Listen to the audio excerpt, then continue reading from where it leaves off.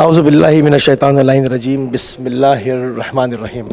جی ناظرین، اس وقت اربعین کی خصوصی ٹرانسمیشن کا سلسلہ آپ کی خدمت میں جاری و ساری ہے، اور اس وقت ہم ایک بہت ہی ایکسکلوزو قسم کی فوٹیج کے ساتھ، ایک انٹرویو کے ساتھ آپ کی خدمت میں حاضر ہیں۔ ہمارے ساتھ موجود ہیں سیدہ سارہ بطول، اور ان کے ساتھ ایک معجزہ رونما ہوا کووڈ کے زمانے میں، جس وقت شدید علیل تھیں اور ان کی کلینکل ڈیتھ ڈاکٹروں نے جو ہے وہ فائنل حتمی کر دی تھی۔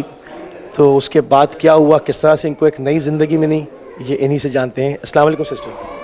جی وعلیکم السلام۔ سسٹر، ہمارے ناظرین جاننا چاہتے ہیں کہ کس طرح سے جو ہے وہ آپ کو مولا امیر المومنین نے ایک نئی زندگی بخشی، وہ سارا ماجرا کیا تھا ہمارے ناظرین کے لیے اگر آپ بیان فرما دیں۔ جی بسم اللہ الرحمن الرحیم، السلام علیکم۔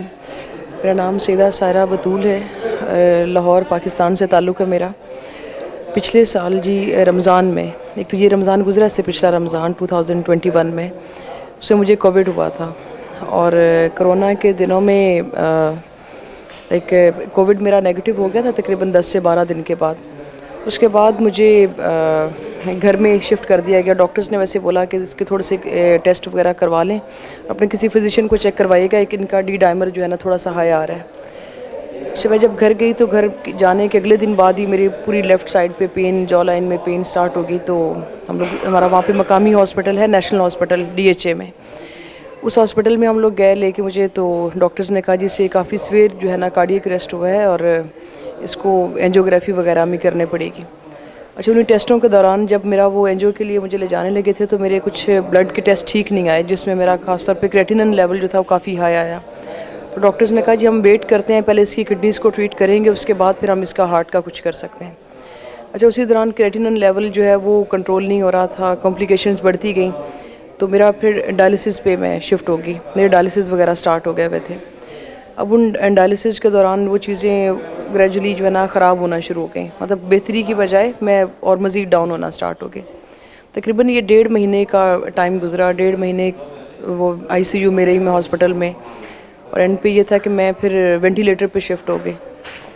جب وینٹیلیٹر پہ گئی تو وہیں پہ ڈاکٹرز نے جو میرا کڈنی کا اور ہارٹ کا کر رہے تھے، تو انہوں نے پھر میرے گھر والوں کو، رشتہ داروں کو بتایا کہ جی کلینکلی اس کی ڈیتھ ہو چکی ہوئی ہے، کیونکہ اس کے آلموسٹ ملٹی آرگن فیلئر ہے ان کا، تو بس آپ لوگ پرمیشن دیں تاکہ ہم اس کا یہ جو ہے نا وینٹیلیٹر ریموو کر سکیں۔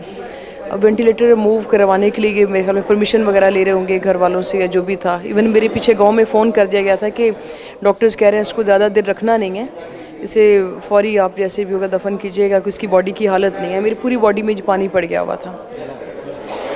اب اس کے دوران پھر انہوں نے مجھے جب پیچھے گاؤں فون کر دیا جس کی قبر وغیرہ بھی تیار کر دیں، اور ہم لوگ اسے لے کے بس آ رہے ہیں، تو وہ جو ICU والا روم تھا وہاں میرا بھائی کھڑا ہوا تھا، ڈاکٹرز تھے، نرسز وغیرہ تھیں، جب میرا وینٹیلیٹر ریموو کرنے لگے۔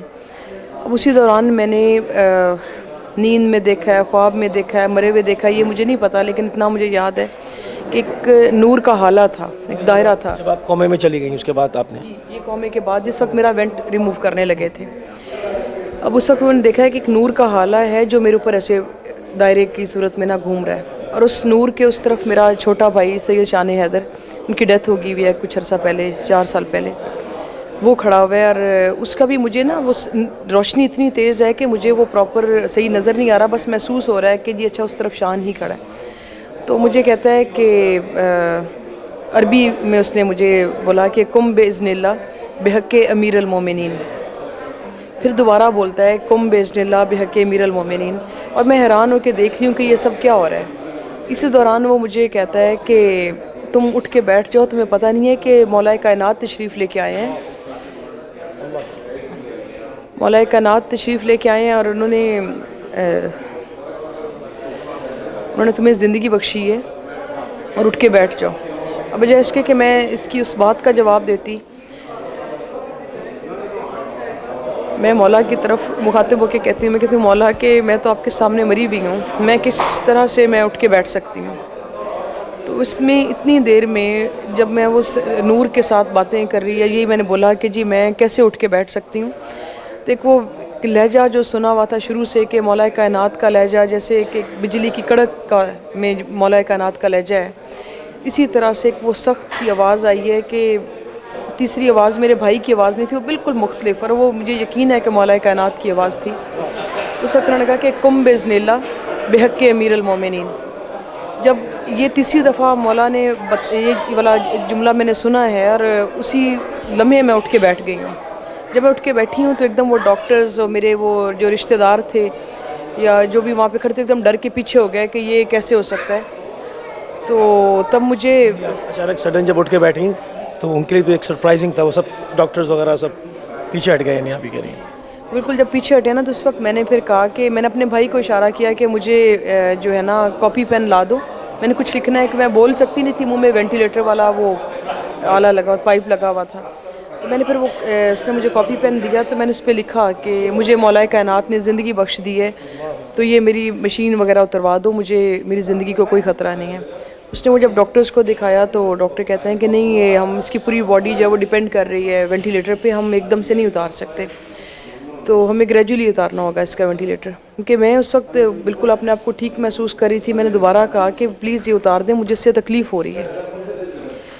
اب وہ ساتھ جو دوسرے ڈاکٹر کھڑے ہوئے تھے, ڈاکٹر ذکی نام ہے ان کا, جو میرا کڈنیز کا کر رہے تھے, تو انہوں نے بولا کہ نا اس کی ساری ریڈنگز نارمل آ رہی ہیں, میرے خیال میں اس کی جو یہ ساری پائپس وغیرہ اتار دینی چاہیے.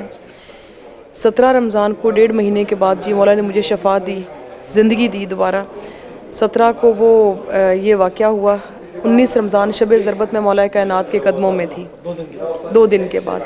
اس میں میرے یہاں پہ پہنچنے میں سب سے بڑا ہاتھ جو یہاں پہ سید کا تھا, اور یہاں پہ جو عملہ تھا جو میرے لیے دعائیں کر رہا تھا. اور لائیو میں اس وقت یہ تھا کہ میں مولا کے حرم میں میرے لیے دعائیں چل رہی تھیں سب, اور یہ لوگ شاہد بھی تھے ان سارے واقعات کے, کیونکہ ویڈیو پہ میری زیارت کروائی جاتی تھی مولا حسین کے حرم کی.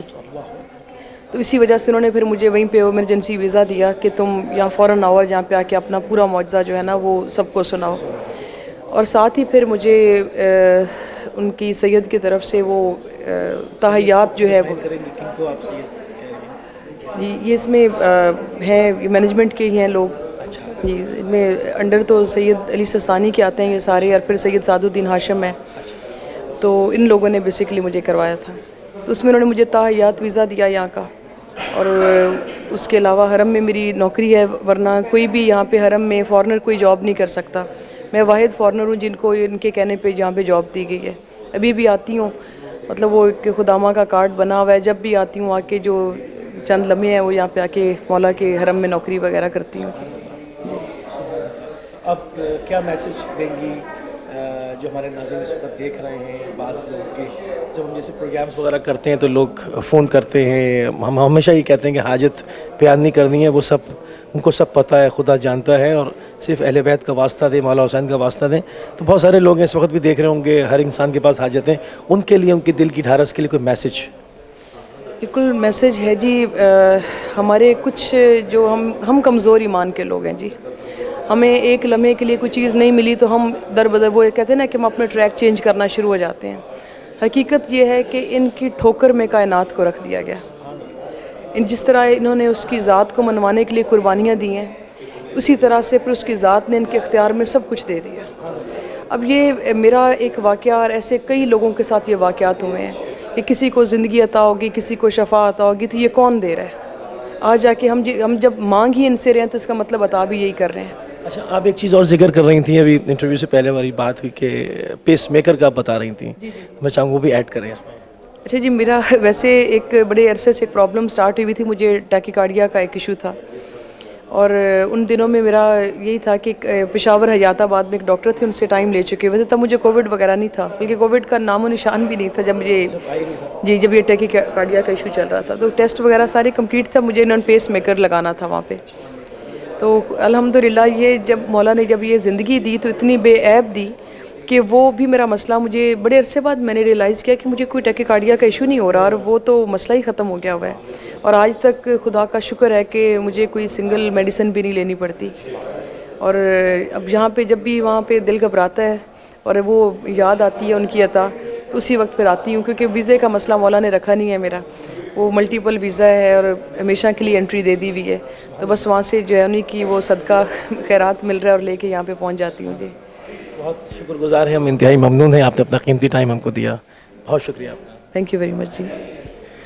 جی ناظرین، آپ نے دیکھا اور ہماری سسٹر کی گفتگو آپ نے سماعت فرمائی کہ اہل بیت علیہ السلام کے اختیارات پروردگار نے جو ان کو ولایت تکمیلی سے نوازا ہے، اس میں جو تصرف ہے وہ کس طرح وہ جب چاہتے ہیں اپنے چاہنے والوں کو، اپنے ماننے والوں کو، اور کسی بھی مصیبت کے حامل شخص کو جب چاہتے ہیں سیکنڈوں کے اندر اس کی پوری حیات کو تبدیل کر دیتے ہیں۔ ہمارا ایک چھوٹا سا یہ ایک انٹرویو تھا، مگر میرے خیال میں یہ ایک پرنور اور بہت ہی ایمان افروز گفتگو جو ہماری بہن کے ساتھ ہوئی، جب یہ تمام طرف نشر ہوگا انشاءاللہ، جو آپ دیکھیں گے اس کو، تو اس سے ایک ایمان میں ایک طاقت، ایک قوی پن جو ہے وہ انشاءاللہ ضرور جو ہے وہ آپ محسوس کریں گے۔